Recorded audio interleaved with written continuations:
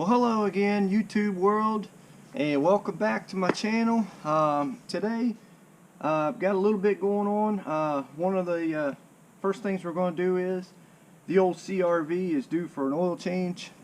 I am literally right on the 3,000 mile mark, so I've got an opportunity to do it today. So I'm gonna knock it out. It's real, it's real fast to do an oil change in these things. I got it up on the ramps even though you don't really need to, because I can just kind of crawl under there. I got just a little bit enough of a lift for me to get my underneath there. And another thing that I want to hit on today is answer a couple of questions that I've been getting for the past several months about the CRV. And one of the things was everyone wants an update on the exhaust on this thing. The Yanaka exhaust kit is literally like the number 2 most popular kits for this truck, the number 1 being the 1320. As I said in my previous videos, when I installed this, the 1320 was literally like 6 months on back order. So I was looking to get the exhaust done and get it done, now at that particular moment. So I went with the number 2 favorite, and I went with the Yanaka, which it does fine, but here is the update that everyone wants on this thing. Now, granted, I do have the ram horn 1320 header. Goes from 4 straight to 1. I don't know if that makes a difference on the sound of this exhaust, but I'm gonna tell you straight up front, I hate this exhaust. Like, it at 3,000 RPM and 4,000 RPM, which is the 2 RPM ranges that you run in these things 99% of the time. Those are the RPM that you're running at. And it's got that loud, nasty, stupid, raspy bean can sound like a freaking teenager that just got a Honda out of a damn junkyard CRV. Now, it's terrible. I do not like the sound of the exhaust. I am contemplating on whether or not even cutting that muffler off and putting something different on it, because I cannot stand that raspy bean can crackly sound. And you have been asking for a sound clip, so enter sound clip.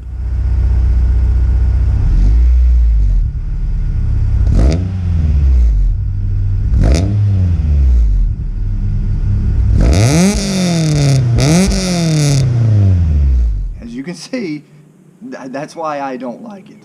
I do not like that raspy, I do not like that crackly sound, nothing like that. My goodness, I'm pulling a hill and it's going ring, and everybody around me is looking at it. I'm like, I'm beyond the age of that sound and I don't like it. So hopefully that answers everyone's questions on the sound clip. Everybody's been wanting a sound clip of the Yanaka exhaust. But anyways, let's get to changing some oil.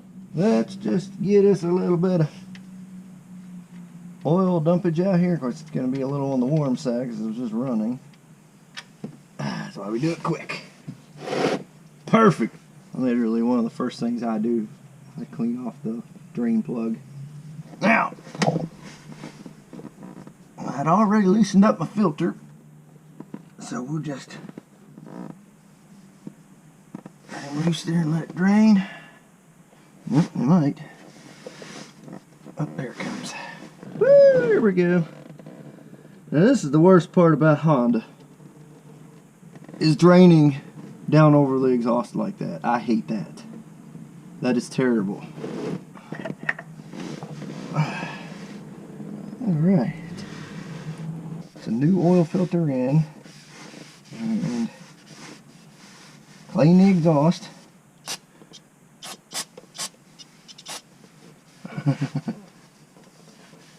As long as it works, right?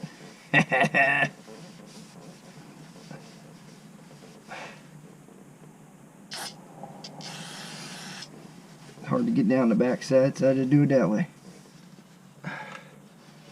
Okay. I am a Castrol person. I do like Castrol. This is running a 1030 high mileage. the Castrol GTX high mileage for this thing. That's all I run in everything except for the old truck. The old truck gets Pennzoil because that's what my dad ran in it. I put 4 quarts in it because that is enough to start it up and get it off the ramps and get it set and level. Let it set for a little bit, and so I could check the level and see how much I need to add from there.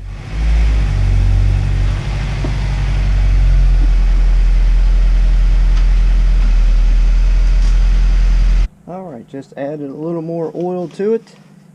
It literally only needed a drop. And what I like to do is I like to clean the oil cap real good and clean the gasket.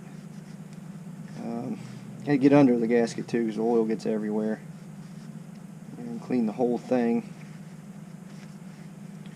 That way it's a real nice seal.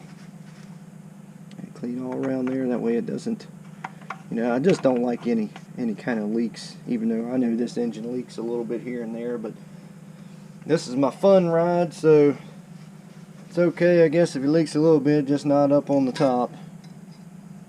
I just don't like it leaking up there. Of course, with these daggone B series, you can stick this dipstick down in there and put it down to put it back in perfectly fine and never touch a header, but every single time you pull it back out of there and it's got oil on it, you're going to touch the headers. It's going to go, oh, that's perfect, okay. It is going to touch both sides of the header. Alright, we are done. That'd be it. That's going to wrap up this video. I hope that answered a few questions, and I hope you liked the sound clip, because I certainly didn't. And we'll see you guys in the next video.